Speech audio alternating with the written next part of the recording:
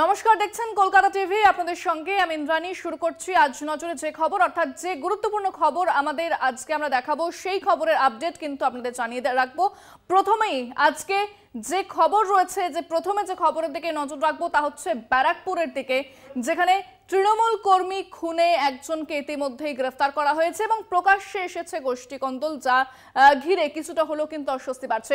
এরপরে যে খবরের দিকে নজর রাখবো তা হচ্ছে রাজ্যে ডিএ ঘোষণার পরও কিন্তু নবান্ন চত্বরে জারি রয়েছে আন্দোলন, সংগ্রামী যৌথ মঞ্চের আন্দোলন। সে খবরের দিকে নজর থাকবে এবং সেই খবরের আপডেট আপনাদের জানাবো। এরপর যে খবরের দিকে নজর রাখবো, সেনা ট্রাকে জঙ্গি হামলা এবং জঙ্গিদের খোঁজে এখনো পর্যন্ত তল্লাশি চলছে। ইতিমধ্যে কিন্তু এলাকা ঘিরে রেখেছে সেনা, সেই খবরের আপডেট আপনাদের জানাবো। এরপরে যে খবরের দিকে নজর রাখবো, মালদার ইংরেজ বাজারের শুটআউটের পর নিরাপত্তা স্বাভাবিকভাবেই যথেষ্ট নাটুসাটু করা হয়েছে। পৌষ মেলার প্রস্তুতিও শুরু হয়ে গিয়েছে 24শে ডিসেম্বর পৌষ মেলা, এবং সেটা প্রথমবার উদ্বোধন করবেন মুখ্যমন্ত্রী মমতা বন্দ্যোপাধ্যায়। এবং বাঁকুড়াতে যে ঘটনা ঘটেছে সেই ঘটনার আপডেটও কিন্তু আপনাদের জানাবো। তবে প্রথমেই যে খবরের দিকে নজর রাখবো সেটা হচ্ছে ব্যারাকপুর, যেখানে তৃণমূল কর্মী খুন এবং সেই ঘটনায় একজন গ্রেফতার এবং প্রকাশ্যে এসেছে গোষ্ঠী কন্দল, যার জেরে রীতিমতো অস্বস্তি বাড়ছে। সেখান থেকে কি আপডেট আসছে আমরা জানবো। সরাসরি রয়েছেন আমাদের প্রতিনিধি শুভজিৎ সিং।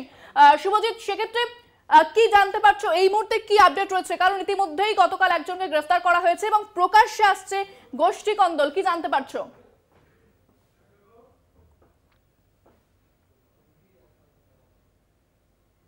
সেরকম ভাবে মুখ খোলা না হলো, কিন্তু বিকি যাদব খুনের ঘটনায় এখনো পর্যন্ত মোট 6 জন গ্রেপ্তার হয়েছে, যাদের মধ্যে মূল অভিযুক্ত রয়েছে পঙ্কজ সিং ওরফে ইমরান আহমেদ। এই ইমরান আহমেদের সঙ্গে জগদ্দল লোকসভা কেন্দ্রের বিধায়ক সোমনাথ শ্যামের বেশ কিছু ছবি সাংসদ ঘনিষ্ঠ যারা অনুগামী রয়েছেন তারা ইতিমধ্যেই প্রকাশ করেছেন এবং সাংবাদিকদের সামনে তারা এনে বলছেন যে যদি সঞ্জিত সিং ওরফে পাপ্পু সিং অর্থাৎ সাংসদ অর্জুন সিং এর তিনি ভাইপো, তাকে যদি গ্রেপ্তার করা হয় তাহলে এর সাথে জগদ্দলের বিধায়ক সোমনাথ শ্যামকেও গ্রেপ্তার করা হবে।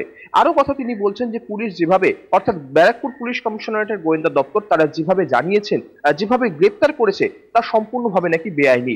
অতএব গতকালকে সারাদিন যেভাবে বিক্ষোভ দেখানো হয়েছে, কখনো সাংসদের কার্যালয়ের সামনে, কখনো ব্যারাকপুর কোর্টের সামনে, সব মিলিয়ে বলা যেতে পারে তৃণমূলের গোষ্ঠী কন্দল এই মুহূর্তে ব্যারাকপুরে প্রকাশ্যে।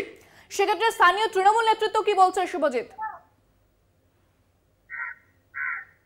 দেখো, স্থানীয় তৃণমূল নেতৃত্বের তরফ থেকে এখনো কিছু জানা না গেলেও আমরা অনেকবার কথা বলার চেষ্টা করি, তারা সম্পূর্ণ বলেছে দলের নিজস্ব ব্যাপার, অতি শীঘ্রই এই কোন্দল অবশ্যই মিটবে। কারণ সামনে তুমি জানো, সামনে লোকসভা নির্বাচন, ব্যারাকপুর একটি অত্যন্ত সেন্সিটিভ এলাকা। কারণ ব্যারাকপুর শিল্পাঞ্চলে এই জগদ্দল, ভাটপাড়া, টিটাগড়, নোয়াপাড়া এইসব যে জায়গাগুলো সেগুলো অত্যন্ত স্পর্শকাতর। সেই কারণেই দলের বেশিরভাগ ফোকাসটা থাকবে ভাটপাড়া, জগদ্দলের দিকে, এবং দলের মধ্যে যে সমস্ত গোষ্ঠী কোন্দল বলা হচ্ছে সেগুলো অতি শীঘ্রই মিটে যাবে বলে জানানো হয়েছে। পুলিশের নিরাপত্তা কি দেখছো? কারণ বারবার এই ধরনের ঘটনা কিন্তু সামনে আসছে, সেক্ষেত্রে পুলিশই বা কি জানাচ্ছে? দেখো, গতকাল থেকেই কিন্তু এই ব্যারাকপুর লোকসভা চত্বরে এই যে জগদ্দল বেগনামোড় এলাকা, অর্থাৎ সাংসদের বাড়ি এবং পাশেই কিন্তু বিধায়ক জগদ্দলের বাড়ি, এই দুখানা এলাকায় কিন্তু বিশাল পরিমাণে পুলিশ বাহিনী ইতিমধ্যেই মোতায়েন করা হয়েছে। কারণ শুধু মেঘনামোড় নয়, এই জগদ্দল, মেঘনামোড়, রুস্তাম গুমটি বা বিকি যাদবের বাড়ি, বিকি যাদবের পরিবারকেও কিন্তু সুরক্ষিত রাখার কিন্তু একটা পরিকল্পনা নেওয়া হয়েছে ইতিমধ্যে ব্যারাকপুর পুলিশ কমিশনের তরফ থেকে। উচ্চপদস্থ যারা পুলিশ আধিকারিকরা রয়েছেন তারা ইতিমধ্যেই এলাকায় টহল দিচ্ছেন, যাতে কোনো অপ্রীতিকর ঘটনা না ঘটে সেদিকেও কিন্তু পুলিশের নজরদারি রয়েছে।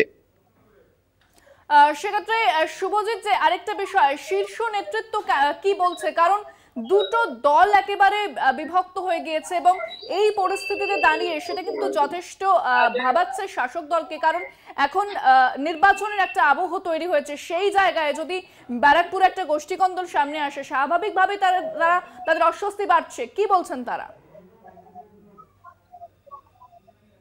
দেখো, যথেষ্ট এই ব্যারাকপুর লোকসভা এই এলাকাটা সত্যি অত্যন্ত উদ্বেগজনক। কারণ যেভাবে আজকে শুধু বিকি যাদব খুনের ঘটনার পরে নয়, বিকি যাদব খুনের ঘটনার আগেও একাধিক বা তৃণমূল কংগ্রেসের গোষ্ঠী কোন্দল কিন্তু প্রকাশ্যে এসছে, কখনো বিধায়ক, কখনো সাংসদ, বিধায়ক অনুগামী, সাংসদ অনুগামী। কারণ পাশে যেহেতু ব্যারাকপুর শিল্পাঞ্চল তো একটি ইন্ডাস্ট্রিয়াল বেল্ট, অর্থাৎ যে শিল্পনগরী বলে পরিচিত ব্যারাকপুর শিল্পাঞ্চল, সেই কারণে কিন্তু এই সমস্যাগুলো দেখা যায়। কিন্তু যেহেতু সামনে 2024-এর নির্বাচন, যথেষ্ট তৃণমূল কংগ্রেসের কাছে উদ্বেগজনক এই বিষয়টি। তৃণমূল কংগ্রেসের উচ্চ নেতৃত্বের তরফ থেকে কিন্তু ইতিমধ্যেই বলা হয়েছে সাংসদ এবং বিধায়ককে নিয়ে অতি শীঘ্রই বসা হবে এবং যে অসুবিধাগুলি রয়েছে, যে অসুবিধাগুলি দেখা দিচ্ছে এনাদের দুজনের মধ্যে, সেগুলো অতি শীঘ্রই কিন্তু মিটিয়ে নেওয়া হবে বলে জানিয়েছেন জেলা সভাপতি তাপস রায়। একেবারে শুভজিৎ, তুমি সঙ্গে থাকো। এবার আমরা যে খবরের দিকে নজর রেখেছি, অর্থাৎ ব্যারাকপুরে যেভাবে বারবার এই ধরনের ঘটনা ঘটছে, যেখানে আবারও তৃণমূল কর্মী খুনের ঘটনা এবং ইতিমধ্যেই একজনকে গ্রেফতার করা হয়েছে। এরপরেই শাসক দলের যে গোষ্ঠীকন্দল সামনে আসছে তার রীতিমতো ভাবাচ্ছে শাসক দলকে, কারণ নির্বাচনের একটা আবহ রয়েছে। এই সময়তে গোষ্ঠীকন্দল সামনে আসাতে কিছুটা হলেও কিন্তু অস্বস্তি বেড়েছে শাসক দলের। এবং যেটা দেখা যাচ্ছে যে পুলিশি নিরাপত্তা এবং পুলিশি তৎপরতাও কিন্তু বেড়েছে, এমনটাই কিন্তু জানতে পারা যাচ্ছে এখনো পর্যন্ত। এবার যে খবরের দিকে নজর রাখবো সেটা হচ্ছে পৌষ মেলা উদ্বোধন আছে 24শে ডিসেম্বর এবং পৌষ মেলা উদ্বোধন করবেন মুখ্যমন্ত্রী মমতা বন্দ্যোপাধ্যায়। ইতিমধ্যেই পৌষ মেলার প্রস্তুতি শুরু হয়েছে, সেখান থেকে কি ছবিটা সামনে আসছে আমরা জানবো। আমাদের সঙ্গে সরাসরি রয়েছেন আমাদের প্রতিনিধি মনা বীরবংশী। মনা, পৌষ মেলা শুরু হচ্ছে 24শে ডিসেম্বর থেকে এবং যে পৌষ মেলার অপেক্ষা করা হচ্ছিল, প্রত্যেকে দাবি জানাচ্ছিল যে পৌষ মেলা করা হোক, এই মুহূর্তে ঠিক কি ছবিটা দেখতে পাচ্ছ, প্রস্তুতি কতটা হয়েছে? একেবারেই তাই। দেখো ইন্দ্রাণী, তুমি যেটা বললে তোমার কথার রেস ধরেই বলা যেতে পারে যে আজকে 23শে ডিসেম্বর, অর্থাৎ আজকে রাত পহলেই আগামীকাল 24শে ডিসেম্বর অর্থাৎ 7ই পৌষ। এই 7ই পৌষ দিনটা অত্যন্ত তাৎপর্যপূর্ণ, কারণ এই দিনেই মহর্ষি দেবেন্দ্রনাথ ঠাকুর তিনি ব্রাহ্ম ধর্মে দীক্ষিত হয়েছিলেন এবং তারপর তিনি স্থির করেছিলেন একটি উৎসব বা মেলা করার। তারপর থেকেই মূলত শান্তিনিকেতন পৌষ মেলা, তুমি জানো যে পৌষ মেলার এখন বয়স প্রায় 100 বছরেরও বেশি। এবছর বিশ্বভারতীর ইতিহাসে সেই শান্তিনিকেতন পৌষ মেলা প্রথম, মানে বিশ্বভারতীর ইতিহাসে এই প্রথম, মানে বেনজির একটি ঘটনা। সেটি হচ্ছে শান্তিনিকেতন তথা বিশ্বভারতীর পূর্বপল্লীর মাঠেই শান্তিনিকেতন ঐতিহ্যমণ্ডিত যে পৌষ মেলা সেটি হচ্ছে এবং এই পৌষ মেলার উদ্বোধনের পাশাপাশি অবশ্যই এই পৌষ মেলার পরিচালনা করছে রাজ্য সরকার তথা বীরভূম জেলা প্রশাসন।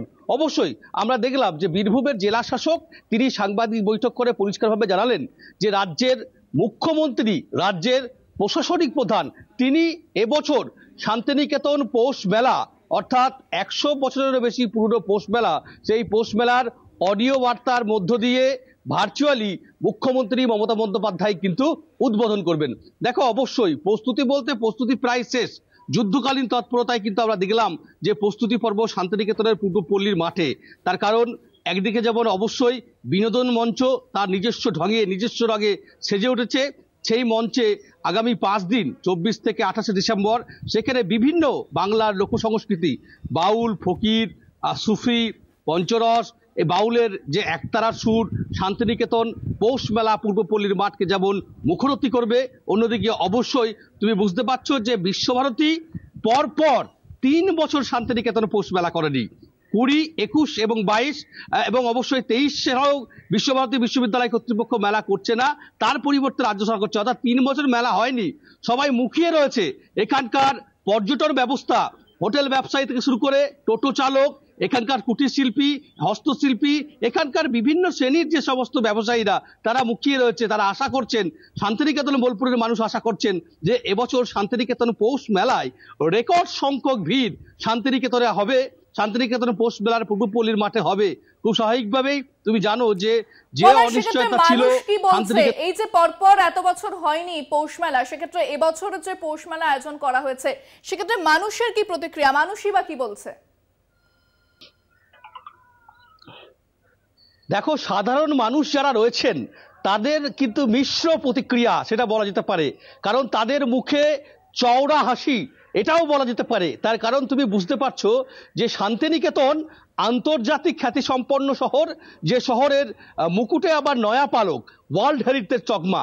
এই শহরে অবশ্যই সারা বছর ভারতবর্ষের বিভিন্ন প্রান্ত থেকে তো বটেই, বিশ্বের বিভিন্ন জায়গা থেকে বহু দেশি বিদেশি পর্যটক আসেন এবং এই শান্তিনিকেতনে প্রধান দুটি বড় উৎসব, বসন্ত উৎসব এবং শান্তিনিকেতন পৌষ মেলা, এই দুটি উৎসব ঘিরে বোলপুর শান্তিনিকেতনের একদিকে যেমন রুটি নিচে নির্ভর করে, সেই রুটি নিচে নির্ভর করা যে সমস্ত মানুষ এখানকার বিশেষ করে বিশ্বভারতীর যারা প্রাক্তনী, এখানকার যারা ছাত্রছাত্রী, এখানকার অধ্যাপক কর্মী প্রবীণ আশ্রমিক সকলেই কিন্তু খুশি। একেবারে স্বাভাবিকভাবে সকলেই খুশি, কারণ এত বছর পর পৌষ মেলা আবার আয়োজন করা হচ্ছে এবং সেই পৌষ মেলা উদ্বোধন করবেন মুখ্যমন্ত্রী মমতা বন্দ্যোপাধ্যায়। এবার শুধুমাত্র সময়ের অপেক্ষা, রাত পোহালে কিন্তু পৌষ মেলা।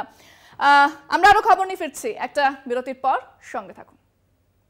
ফিরে এলাম বিরতির পর। যে খবরের দিকে নজর রাখবো, রাজ্যে ডিএ ঘোষণার পরেও আন্দোলন কিন্তু জারি রয়েছে। নিজেদের দাবিতে অনড় রয়েছেন আন্দোলনকারীরা এবং সংগ্রামী যৌথ মঞ্চের আন্দোলন চলছে নবান্ন বাস স্ট্যান্ডে। আমরা এই বিষয়ে বিস্তারিত কথা বলবো। আমাদের সঙ্গে সরাসরি রয়েছেন প্রতিনিধি জগন্নাথ সামন্ত। জগন্নাথ, এখনো পর্যন্ত কিন্তু জারি রয়েছে আন্দোলন, সেক্ষেত্রে রাজ্যে ঘোষণা করা হয়েছে ডিএ, তারপরও আমরা দেখছি সংগ্রামী যৌথ মঞ্চের আন্দোলন এবং তারা নিজেদের দাবিতে অনড় রয়েছে।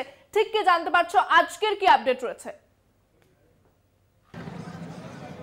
দেখো, আজ সকাল থেকে যেটা লক্ষ্য করা যাচ্ছে, সংগ্রামী যৌথ মঞ্চের যারা আন্দোলনকারী তারা সকাল থেকে বিভিন্নভাবে তারা প্রতিবাদ জানাচ্ছে এবং গানের মাধ্যমে প্রতিবাদ জানাচ্ছে, কেউ কবিতার মাধ্যমে প্রতিবাদ জানাচ্ছে এবং সারা রাত এই যে বাস স্ট্যান্ড, নবান্ন যে বাস স্ট্যান্ড, সেই বাস স্ট্যান্ডে এই নবান্ন তরফ থেকে পুলিশ কর্মীরা তা এখানে যথাস্থানে দেওয়া হয়েছে। এবং তোমাকে দেখাবো যে এই যে জায়গায় সংগ্রামী যৌথ মঞ্চের যারা সদস্যরা রয়েছে, যারা সরকারি কর্মচারী, যারা ডিএর দাবিতে, একে বকেয়া ডিএর দাবিতে আন্দোলনে তারা তীব্রতর করেছে। সারা রাত এই বাস স্ট্যান্ডে তারা রাত কাটিয়েছে এবং সকাল থেকে দেখা যাচ্ছে তারা গানের মাধ্যমে, কবিতার মাধ্যমে তারা এই আন্দোলন তীব্রতর করছে। এবং সকাল থেকে দেখা যাচ্ছে যে এই জায়গায় যে আশেপাশের মানুষজন, কাল থেকে বলা হচ্ছিল পুলিশের তরফ থেকে যে কোনো রকমভাবে সহযোগে অসুবিধা, তারা অভিযোগ জানাচ্ছে, কিন্তু এরা জানালো যেটা যে আশেপাশের মানুষজন এসে তাদের জল দিয়ে গেছে, তাদের ইলেকট্রিকের ব্যবস্থা করে দিয়েছে এবং সমস্তভাবে সাহায্য করেছে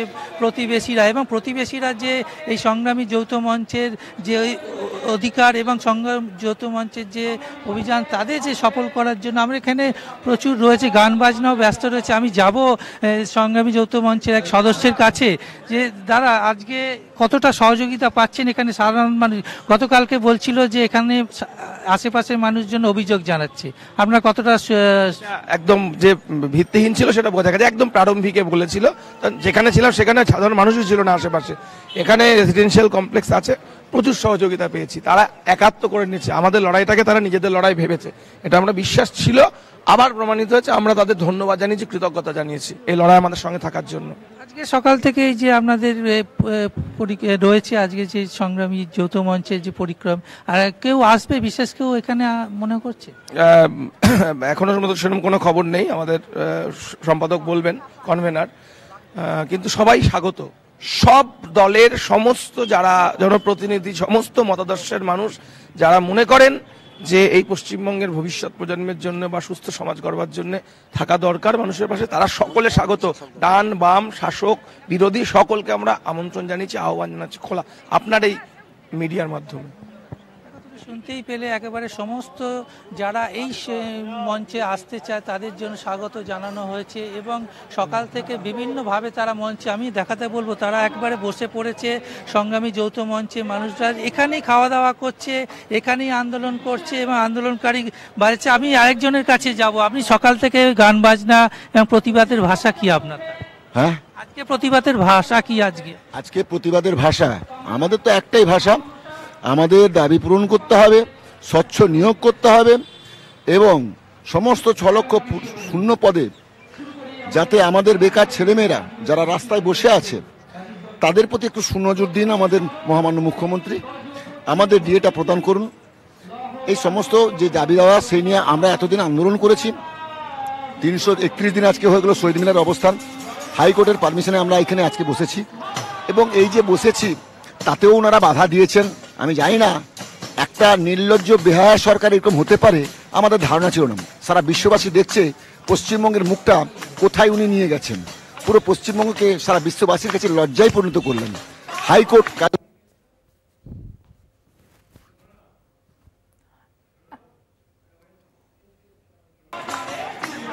একেবারেই জারি রয়েছে এবং আমি দেখাতে বলবো গান বাজনার মাধ্যমে তারা এই যে ডিএর দাবি, বকেয়া ডিএর দাবি, সেই দাবি তারা তুলে ধরছে এবং প্রতিটা এই যে সদস্য সারা রাত ধরে এখানে তারা রয়েছে। শীতের সময় তারা এখানে আন্দোলন জারি রেখেছে এবং আন্দোলন আরও তীব্রতর হয়ে যাচ্ছে। গানের মাধ্যমে তারা ভাষা প্রকাশ করছে। আমি সেই গানটাই তোমাদের একটু শোনাবো একটুখানি। গান।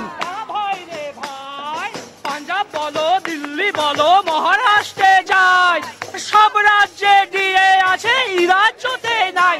ও ভাই এই রাজ্যতে নাই, ও ভাই জাগো নবান্নেতে যায়, হকের ডিএ ছিনিয়ে নিতে আর যে উপায় নাই। ও ভাই জাগো নবান্নেতে যায়, হকের ডিএ ছিনিয়ে নিতে আর যে উপায় নাই। ও ভাই জাগো।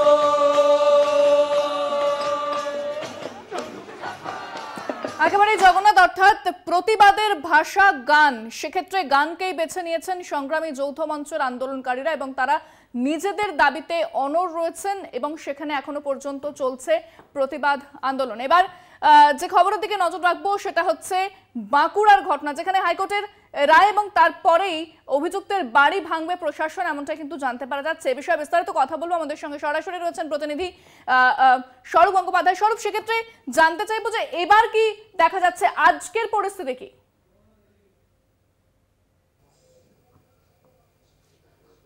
ইন্দ্রাণী, দেখো, গত ৩রা ডিসেম্বর বাঁকুড়ার নতুনচটি এলাকায় মথুরামোহন দত্ত এবং তার ছেলে শ্রীধর দত্তকে খুনের অভিযোগ ওঠে, অর্থাৎ খুন করার অভিযোগ আসে প্রতিবেশী পিন্টু রুইদাস এবং তার পরিবারের 4 জনের বিরুদ্ধে। ঘটনার 3 তারিখের ঘটনা, তবে তার আগে জানিয়ে রাখি এই যে ঘটনা, মূলত এই ঘটনাটি ঘটে মথুরামোহন দত্ত, আমি যেখানে দাঁড়িয়ে রয়েছি মথুরামোহন দত্তের বাড়ির সামনে, এবং ঠিক পিছনে যে সাদা রঙের যে দেওয়াল দেখা যাচ্ছে, মেরুন কালারের যে দরজা দেখা যাচ্ছে, জায়গা সংকীর্ণার কারণে সেই জায়গায় হয়তো পৌঁছাতে পারছি না আমি এই মুহূর্তে, কিন্তু সেখানে একটা কাজ চলছে, সেখানে এই বাড়িটি ভাঙার কাজ চলছে। যে সাদা বাড়িটি দেখতে পাওয়া যাচ্ছে, মেরুন কালারের দরজা দেখতে পাওয়া যাচ্ছে, সেটি হচ্ছে পিন্টু রুইদাসের বাড়ি।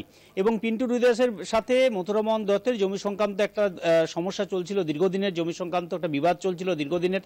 এবং মথুরামোহন দত্তের যেটা অভিযোগ ছিল যে পিন্টু রুইদাস মথুরামোহন দত্তের জায়গার উপরে বেআইনিভাবে তিনি বাড়ি নির্মাণ করেছেন, পিন্টু রুইদাস বেআইনিভাবে বাড়ি নির্মাণ করেছেন এবং তিনি আদালতের দ্বারস্থ হন।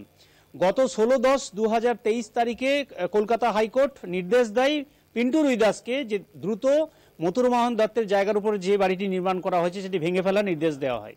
এবং সেই নির্দেশ বাঁকুড়া পৌরসভার কাছে আছে। পৌরসভার তরফ থেকে 17ই নভেম্বর পিন্টু রুইদাসের কাছে সেই নির্দেশ পৌঁছে দেওয়া হয়। এবং যখন নির্দেশ আসে, পিন্টু রুইদাসকে যখন নির্দেশ দেওয়া হয় বাড়িটি ভেঙে ফেলার জন্য, তখনই কিন্তু রাগ বেড়ে যায় মথুরামোহন দত্তের উপর। এবং 3 তারিখ রাত্রেবেলায় মথুরামোহন দত্ত, তার ছেলে শ্রীধর দত্ত এবং তার স্ত্রীর উপরে চড়াও হয় পিন্টু রুইদাস সহ তার পরিবারের 4 জন সদস্য। এবং তারা ঠিক আমি যেখানে দাঁড়িয়ে রয়েছি ঠিক এই জায়গায় মারধরের ঘটনা ঘটে। এবং মারধরের ঘটনার পর রক্তাক্ত ঘটনার খবর পেয়ে পুলিশ রক্তাক্ত অবস্থায় 3রা ডিসেম্বর রাতেই পুলিশ 3 জনকে উদ্ধার করে বাঁকুড়া সম্মিলন মেডিকেল কলেজে নিয়ে যায়। সেখানে চিকিৎসারত অবস্থায় মৃত্যু হয় মথুরামোহন দত্ত এবং তার ছেলে শ্রীধর দত্তের। এবং এই ঘটনার পর থেকে কিন্তু পালিয়ে যায় পিন্টু রুইদাস, তার পরিবার, যারা অভিযুক্ত পিন্টু রুইদাস, তার স্ত্রী, তার 2 ছেলে পালিয়ে যায়। 5 তারিখে বাঁকুড়া সদর থানার পুলিশ তদন্ত চালিয়ে দুর্গাপুর থেকে 4 জনকে গ্রেপ্তার করে। গ্রেপ্তার করার পর এই জায়গায় ঠিক এখানে এসে কীভাবে ঘটনা ঘটিয়েছিল অভিযুক্তরা সেটার পুনর্নির্মাণ করা হয়। এবং যেহেতু 16/10-এ কলকাতা হাইকোর্ট নির্দেশ দিয়েছিল বাড়িটিকে ভেঙে ফেলার জন্য এবং সেখানে 3 মাস সময় ছিল, সেই 3 মাসের সময়ের মধ্যেই আজকে সকাল থেকে পৌরসভার তরফ থেকে পিন্টু রুইদাস, অভিযুক্ত পিন্টু রুইদাস, যিনি মথুরামোহন দত্তের বাড়ি জায়গা দখল করে বাড়ি নির্মাণ করেছিলেন, সেই অবৈধ নির্মাণ ভেঙে সেই অবৈধ বাড়িটি ভেঙে ফেলার কাজ শুরু হলো সকাল থেকে। আজকে সকাল থেকে যেটা দেখতে পাওয়া যাচ্ছে, বাড়ির মধ্যে যে সমস্ত জিনিসপত্র ছিল সেগুলো বের করে দেওয়া হয়েছে এবং তার সাথে সাথে জানলার গ্রিল, যা ইলেকট্রিক লাইন এবং তার সাথে পাইপ লাইনের যেগুলো সরবরাহ ছিল সেগুলো সব খুলে ফেলা হচ্ছে। তারপরে শুরু হবে, এবার বাড়ি ভাঙার প্রস্তুতি শুরু হয়ে গিয়েছে, সব রকমের প্রস্তুতি করা আছে। ধন্যবাদ তোমাকে জানাবো। আমাদের সঙ্গে ছিলেন সরাসরি আমাদের প্রতিনিধি স্বরূপ গঙ্গোপাধ্যায়। এবার যে খবরের দিকে নজর রাখবো, তবে তার আগে একটা বিরতি, ফিরছি বিরতি নিয়ে, সঙ্গে থাকুন। ফিরে এলাম বিরতির পর। যে খবরের দিকে নজর রাখবো, মালদার শুট আউট, মালদার ইংরেজ বাজারে শুট আউটের ঘটনা ইতিমধ্যে চাঞ্চল্য ছড়িয়েছে। এ বিষয়ে বিস্তারিত কথা বলবো। আমাদের সঙ্গে সরাসরি রয়েছেন প্রতিনিধি গৌতম অধিকারী। গৌতম, মালদার ইংরেজ বাজারে শুট আউটের ঘটনা কি জানতে পারছো? কি আপডেট রয়েছে তোমার কাছে? দেখো ইতিমধ্যে আমি যেটুকু জানতে পেরেছি যে গতকাল যে প্লাস্টিক ব্যবসায়ীকে গুলি করা হয় তিনি এখন বর্তমানে স্থিতিশীল অবস্থায় রয়েছেন এবং মালদহের একটি বেসরকারি নার্সিংহোমে তিনি ভর্তি রয়েছেন। পাশাপাশি তোমাকে একটু জানিয়ে রাখি যে গতকাল তিনি যখন ব্যক্তিগত কাজে নিজের বাড়ি অর্থাৎ সুজাপুরের নিজের বাড়ি থেকে তিনি যখন মালদা শহরের দিকে যাচ্ছিলেন ঠিক সেই সময় তাকে কয়েকজন দুষ্কৃতী গুলি করে এবং গুলি করার পরে কিন্তু ওই দুষ্কৃতীরা সেই স্থান থেকে উধাও হয়ে যায়। কিন্তু স্থানীয় সূত্রে আমরা জানতে পেরেছি যে ওই দুই যে গুলি করেছিল যারা আততায়ী ছিলেন তাদের যে বাইক ছিল সেই বাইকে কিন্তু কোনো রকম নাম্বার প্লেট ছিল না বলেও কিন্তু স্থানীয় সূত্রে আমরা জানতে পেরেছি। পরবর্তীতে তাকে কিন্তু স্থানীয়রা একটি বেসরকারি নার্সিংহোমে ভর্তি করে, এখন তার অবস্থা বর্তমানে স্থিতিশীল রয়েছে। কিন্তু ওই এলাকায় যে এলাকায় তাকে গুলি করা হয় সেই এলাকায় কিন্তু বর্তমানে একটা আতঙ্কের পরিবেশ সৃষ্টি হয়েছে। আমি ইতিমধ্যেই ওই ব্যবসায়ীর বাড়িতে রয়েছি, তার বাড়িতেও কিন্তু একটা আতঙ্কের বাতাবরণ রয়েছে এবং কেউ কিন্তু বিষয়টা নিয়ে মুখ খুলতে চাইছেন না। তবে তারা বিষয়টা দেখছেন এবং জানার চেষ্টা করছেন যে কে বা কারা এই ঘটনার সঙ্গে যুক্ত রয়েছে। পুলিশও পুরো ঘটনার সাথে তদন্ত শুরু করেছে, পুলিশ জানার চেষ্টা করছে কে বা কারা এই ঘটনার সাথে যুক্ত রয়েছে। তবে যে আতঙ্ক, সেই আতঙ্ক কিন্তু গ্রাস করে ফেলেছে পুরো এলাকাকে, একটা চাপা উত্তেজনা রয়েছে এই এলাকার মধ্যে। কিন্তু এখনো পর্যন্ত কোনো দুষ্কৃতী গ্রেপ্তার হয়নি বলেও কিন্তু আমরা জানতে পেরেছি। ইন্দ্রাণী, সেক্ষেত্রে কি জানতে পারছো পুলিশ সূত্রে এখনো পর্যন্ত যে কারা থাকতে পারে এবং কারোর খোঁজ কি পাওয়া গিয়েছে? না, এখনো পর্যন্ত কারোর খোঁজ পাওয়া যায়নি, তবে পুলিশ পুরো বিষয়টাকে তদন্ত করে দেখছে। তবে বাড়ির অর্থাৎ যে ব্যবসায়ী শফিকুল শেখ তার পরিবারের সূত্রে কিন্তু সন্দেহ করা হচ্ছে একটা ব্যবসা সংক্রান্ত বিষয় তাদের মধ্যে রয়েছে এবং ব্যবসা সংক্রান্ত বিষয়কে ঘিরেই কিন্তু তাকে গুলি করা থাকতে পারে আততায়ীরা বলেও কিন্তু পরিবারের ধারণা বলে আমরা জানতে পারছি। একেবারে ধন্যবাদ গৌতম। কথা বললাম প্রতিনিধি গৌতম অধিকারীর সঙ্গে। অর্থাৎ মালদায় যে ব্যবসায়ীকে লক্ষ্য করে গুলি চালানো হয় এবং শুট আউটের ঘটনায় রীতিমতো চাঞ্চল্য ছড়িয়েছে। পুলিশ কিন্তু ইতিমধ্যেই তদন্ত শুরু করেছে, কে বা কারা জড়িত সমস্ত কিছু খতিয়ে দেখা হচ্ছে। এরপর যে খবরের দিকে নজর রাখবো, সমাবর্তনে অনুমতি নেই আচার্যের, জরুরি কোর্ট বৈঠক ডাকা হয়েছে। সমাবর্তনে অনুমতি নেই আচার্যের, জরুরি কোর্ট বৈঠক ডাকলেন অন্তর্বর্তীকালীন উপাচার্য। 24শে ডিসেম্বর সমাবর্তনের আগেই এই বৈঠক হবে। 24শে ডিসেম্বর সমাবর্তনের আগেই এই বৈঠক হবে বলে কিন্তু জানতে পারা যাচ্ছে এবং ইতিমধ্যেই বিজ্ঞপ্তি জারি করে একথা জানিয়েছে কর্তৃপক্ষ। বিজ্ঞপ্তি জারি করে একথা জানিয়েছে কর্তৃপক্ষ। সমাবর্তনে অনুমতি নেই আচার্যের, জরুরি কোর্ট বৈঠক ডাকলেন অন্তর্বর্তীকালীন উপাচার্য। জরুরি কোর্ট বৈঠক ডাকলেন অন্তর্বর্তীকালীন উপাচার্য। 24শে ডিসেম্বর সমাবর্তনের আগেই হবে ওই বৈঠক। ইতিমধ্যেই বিজ্ঞপ্তি জারি কর্তৃপক্ষের।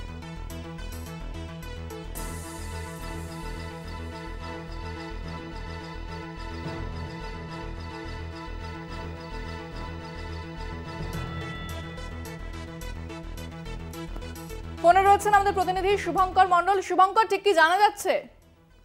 জানিয়ে রাখি যে যাদবপুর বিশ্ববিদ্যালয়ে আজকের দিনটা চলে গেলেই আগামীকাল কিন্তু সমাবর্তন উৎসব যাদবপুর বিশ্ববিদ্যালয়, এবং এই সমাবর্তন উৎসব নিয়েই আচার্য তথা রাজ্যপাল সিভি আনন্দ বোসের অনুমতি বিশ্ববিদ্যালয় কর্তৃপক্ষ পায়নি এবং রাজ্যের তরফ থেকে এর আগে গ্রিন সিগন্যাল বা সবুজ সংকেত দেওয়া হলেও পড়ুয়া এবং সেই সঙ্গে গবেষকদের মুখের দিকে তাকিয়ে যেহেতু তাদের ডিগ্রি প্রদান করা হয়, সেই কারণে রাজ্য সরকারের তরফ থেকে একেবারে বলা যেতে পারে যে সেই যে রাজ্য সরকারের তরফ থেকে তাদেরকে গ্রিন সিগন্যাল দেওয়া সেটি কিন্তু আচার্যের তরফ থেকে পাওয়া যায়নি। আচার্য জানিয়েছেন যে না, এই মুহূর্তে কোনো অনুমতি দেওয়া যাবে না সমাবর্তনের, কেননা আদালতে মামলা চলছে, সেটি যেহেতু সাব জুডিস ম্যাটার। কিন্তু এখানে বলে রাখা ভালো, যাদবপুর বিশ্ববিদ্যালয়ের যে নিজস্ব আইন বা স্ট্যাটিউট রয়েছে সেখানে উল্লেখ রয়েছে যে বিশেষ সমাবর্তনের ক্ষেত্রে আচার্যের অনুমতি লাগে। তবে যে সমাবর্তন আগামীকাল হতে চলেছে অর্থাৎ শুধুমাত্র ডিগ্রি প্রদান অনুষ্ঠান, সেই সমাবর্তনের ক্ষেত্রে কিন্তু কোনো অনুমতি আচার্যের লাগে না। একেবারে আপাতত ধন্যবাদ শুভঙ্কর। কথা বললাম প্রতিনিধি শুভঙ্কর মণ্ডলের সঙ্গে।